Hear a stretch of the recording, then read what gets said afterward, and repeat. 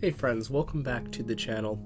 So today's video is about 5 things every music major should know. Now if you just got accepted into music school, congratulations, and you're heading in next fall, then hopefully these 5 tips will help you prepare and kind of help you understand the workload and what you should expect for your first year. So tip number 1 is to not overwhelm yourself.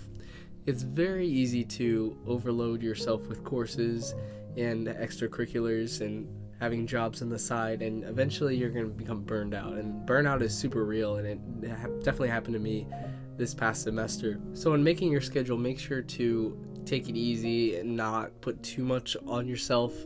You definitely want to challenge yourself, but at the same time you don't want to have like 20 credit hours and have a job on the side and have all these extra commitments, because you're definitely not going to be able to do well in any one of them. Because you're just going to be so overwhelmed. So make sure you keep that in mind and make sure you don't burn yourself out. Tip number 2 is to get involved. So on campus there are so many opportunities to get involved as a musician. You have ensemble opportunities where you can play in some kind of quartet, quintet. You can join a band, you can join the choir, the orchestra. There's just so many great opportunities to get involved as a musician on campus. And also feel free to meet up with fellow musicians and make friends with people in your major.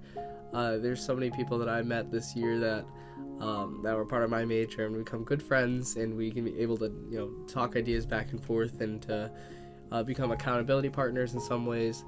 So go out and reach out to some of the people you're going to school with, and especially in your major, because you guys probably share a lot of the same common interests, desires, and dreams as them. So go ahead and do that. It's a really fulfilling and a good pursuit.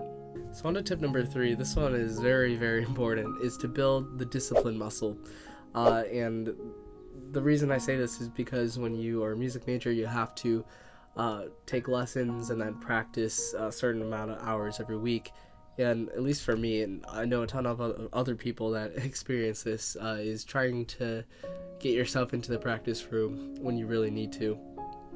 And it can be hard because you just want to push it off to tomorrow. Say if I have 2 hours to practice today, I'll just push it off to tomorrow, so I don't have to do any work today, but I'll do double the work tomorrow just to make up for it. But odds are you probably won't do that. You're just going to do the same thing by pushing it off. So make sure you actually schedule your practice sessions out by creating some sort of schedule or having an effective calendar system. And a calendar system is just super important. I'll talk about that more later, but yeah, that's just a great way to keep yourself on track and just have a consistent time where you can go to the practice room every day, a certain time block, and then just go there. If you do that, build that consistent routine, then you're more likely to keep on doing it. And if you're just going whenever you want, it's definitely not going to be as consistent as you want. So a quick word from our sponsor, which is me. On my website, this is just a quick plug, I have some services that I've added. I am now accepting, first of all, commission work, which I've always had, but I have it officially listed on a website. I have engraving and editing services in case you want your score to look extra spiffy and professional and quality before you publish it.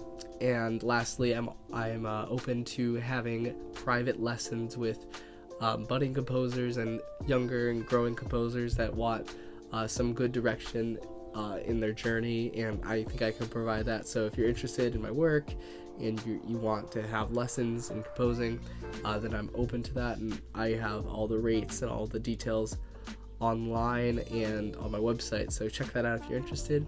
Anyways, back to the video. And I know I mentioned accountability earlier from meeting some of your music major friends, and that is super important.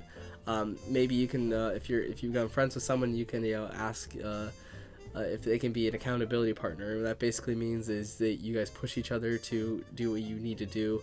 Make sure you're holding your end of the stick. But basically having an accountability partner is just making sure you two can achieve both your goals, and you can just contact each other when you're feeling kind of low, or maybe making sure you can report to each other to make sure you actually did the task that you set out to do.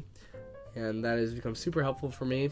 I haven't used this method as much, but it's definitely super effective because you have this external force that's kind of pushing on you to do what you need to do. So make sure you take advantage of that by meeting more people. And also discipline kind of plays into this idea of preparedness.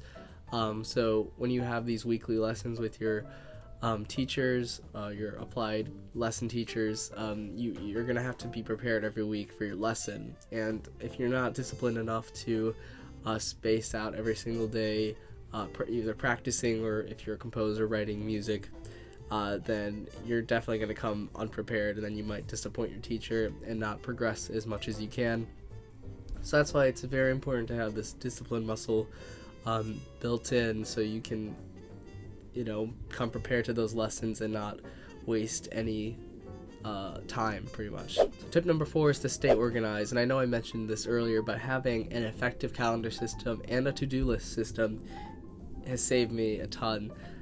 If you want to watch my video on how I ranked number 1 in my class, it'll be up here, but that is all due in part to my effective calendar and to-do system, because if I didn't have those, then I wouldn't know when assignments were due, I wouldn't know when the deadlines were, or even when my classes were. So that's why having a calendar system makes sure that you don't have anything fall through the cracks in your system, because our minds are really bad at remembering things. They can't really store things that well, but they're good at creating things and just getting ideas. But you need to have an effective external system to capture those ideas and make sure you stay on track. So it's very important. If you don't have one already, I just use Apple Calendar, I believe, on my Mac, and then I have a mobile app called Time Page, which is by Moleskine. It's just a very aesthetically pleasing app. It's not free, so just use the default calendar apps or Google Calendar if you want. To-do list I think I use Todoist now. I might have switched to just the Apple reminders because I think Todoist Premium was too much for me, but yeah, just get whatever works for you. There are a ton of free options out there. Or if you just want to use the simple pen and paper method, that's totally fine too. But I just like having cross-platform options because that's just what I prefer. But having those systems in place keeps you super organized and on track to be successful. And having the system in place makes sure that you don't fall behind in your coursework. Because if you don't have a system to keep track of your assignments, you miss something. College work kind of just like piles on top of each other, so you want to make sure that you don't fall behind. Because if you miss an assignment, you're going to end up missing the assignment that's due for the next day, and then possibly the next day, and it's just kind of like a domino effect. So you just don't want to fall behind, and that's what the whole point of having a good calendar and to-do list system does for you. And tip number 5 is to talk to your professors, and this is really important, and not a lot of people took advantage of this. But maybe after the first day of class, like syllabus week, you can go introduce yourself to the teacher. Just getting to know them is really good, and this could probably take, you can probably stretch this out over the first few weeks of classes, but it's just good to know your professor, so in case you run into some trouble, or, if you miss something, maybe they can give you some more leeway because they're more familiar with you and know that you're very serious about your work. But it's just good to know your professors and to meet them right away. And really, if you're having trouble in any area in their classes, then it's good to just ask them questions. It's common sense, but a lot of people don't do this. They kind of just either give up or just ask some of their friends who don't know the answers to these things, but your professors know what they're doing. So make sure you ask questions either in class or send them an email. And you can set up office hours in order to get extra help on things, which people did not take enough advantage of. Office hours are really useful, and you can usually just book a time or just come in whenever they have office hours, and you can ask questions about mostly anything. And it's just really useful and unutilized service. So that about does it. Hope you enjoyed and you got some good value out of this. If you have any questions or any concerns about going into music school next semester, or if you're currently in music school and you have any questions, then go ahead and leave them down below and we'll have a great discussion about that. So if you're interested what my day in the life was last semester during COVID, but also as a music major, then check out that video next. It should be in the end card, but it just goes over what I did every single day. Not too much to speak of other than compose, study, and sleep, but it's pretty interesting if you want to know how I dealt through it, and hopefully next semester is a lot better. But anyways, guys, thanks for watching and keep writing.